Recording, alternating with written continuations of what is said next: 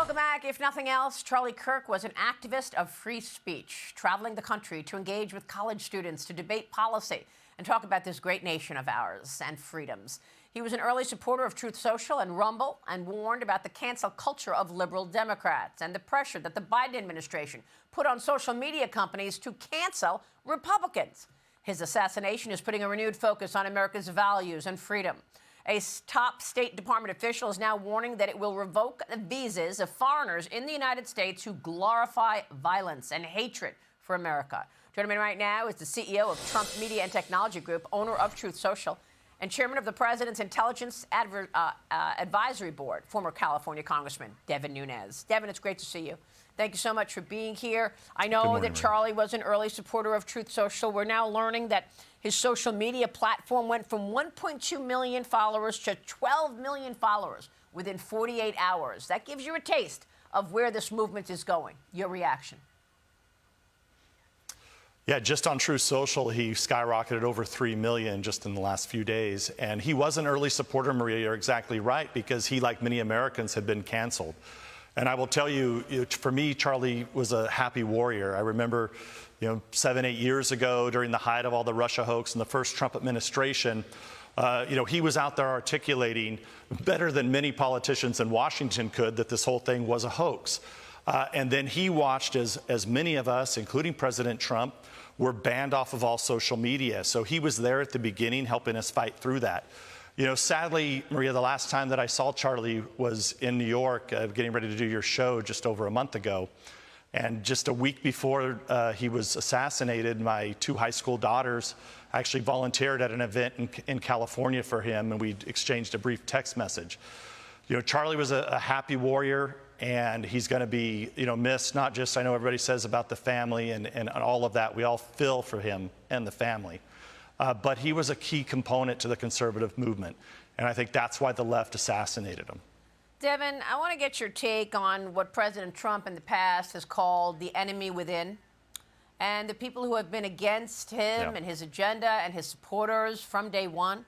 We are learning now that there are reports that FBI agents in Salt Lake City reportedly sat on a crucial photo of the suspect, the assassin, who is in police custody, for nearly 12 hours before actually sharing it with their boss, Director Kash Patel. Your reaction? Yeah. Look, the FBI has to be cleaned up. For so long, what did they target? They targeted Catholics. They targeted innocent families across this country.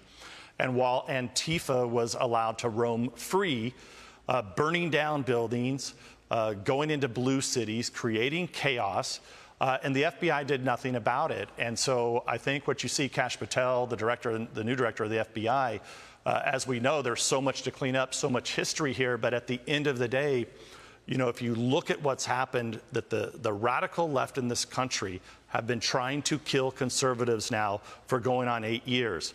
Steve Scalise, my former colleague, a Republican leader, many others, could have been gunned down on that baseball field. Thankfully, he was saved, but still today he carries those injuries with him. President Trump was nearly shot at twice, nearly killed, and finally they got Charlie Kirk. This violence has to end. It's the political left. I think it's total nonsense when you hear now these politicians that are coming out saying, "Oh well, we gotta lower down the rhetoric." The rhetoric was done by my former colleagues in Congress. Yeah. It was also done and supported by a very sophisticated organization. Many people say Soros, but it's not just Soros who helps to organize this.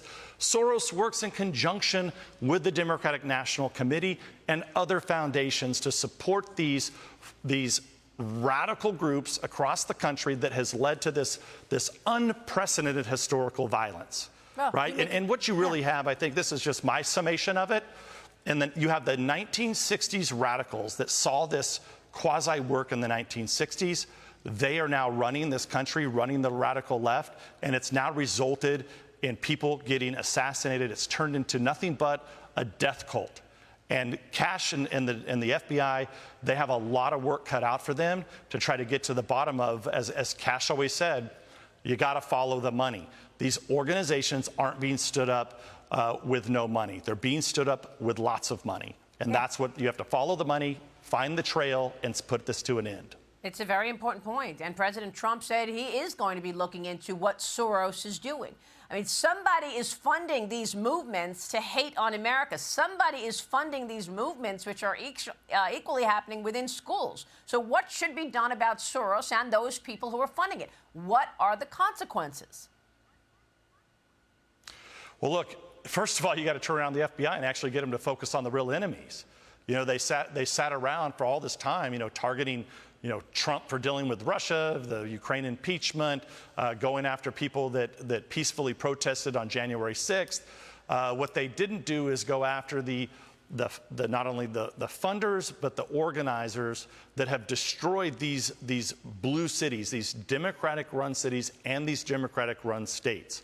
And we have this interesting juxtaposition where because it's not just about the violence that's occurring and spreading throughout the country. It's also about, at the end of the day, how are they going to pay for all of this? The destruction that they're doing in these cities, like, you know, now New York, it's went from being everybody knew it was a liberal town and a liberal city, but now it's going to be run by a communist potentially. I mean, these are uncharted waters in modern times. Yeah. And President Trump is in a position, and he's called it out. I mean, he's been a victim of it. He's called it out, and I think his administration has a lot of work to do. Devin, real quick before you go, what do you want to say about Russia and the Europeans still buying oil from Russia as President Trump tries to end this war? Look, by the way, we've seen vigils for Charlie Kirk in Australia, in London, across the world. People are recognizing everything you're just saying. But the president is equally trying to end these wars. What do you want to say about the Europeans still buying oil from Russia, in effect funding this war? Yeah. And this was not anything new either, and it's not that complicated, Maria. When President Trump took office, he was the one that said, okay, we're going to stop shipping gas from Russia into Europe. And oh, by the way, NATO, you need to pay your fair share if you're going to defend yourself. We'll help you defend, but you need to pay your fair share. Well, now we know that the Russian gas and oil continues to get into Europe. So President Trump has just stated the obvious. It's just common sense. Why would you, at one hand, be asking to defend Ukraine and increase spending, but on the other hand, you continue to buy oil and gas and basically fund this petrostate, which is the Russian government that's controlled by Putin? Yeah. And as we've said many times, Putin is a difficult guy. But I don't know that sanctions will ultimately work, but maybe sanctions will get him to the table. And but the Europeans have to be willing to do this. And now you've seen. And it's important. You've seen this political left movement. It's moved into Germany. It's moved into the UK. Just yesterday, you saw millions of people, I think, standing up for themselves in the UK that are saying they want to end this nonsense. That's right. And the president has a great relationship with the prime minister there. He's headed to the UK to meet with the king next week. We'll see more of that relationship play out. Devin, thank you for weighing in this morning. Devin Nunes, good to see you, sir. Hey everyone, I'm Emily Compagno. Catch me and my co-hosts Harris Faulkner and Kaylee McEnany on Outnumbered every weekday at 12 p.m. Eastern, or set your DVR. Also, don't forget to subscribe to the Fox News YouTube page for daily highlights.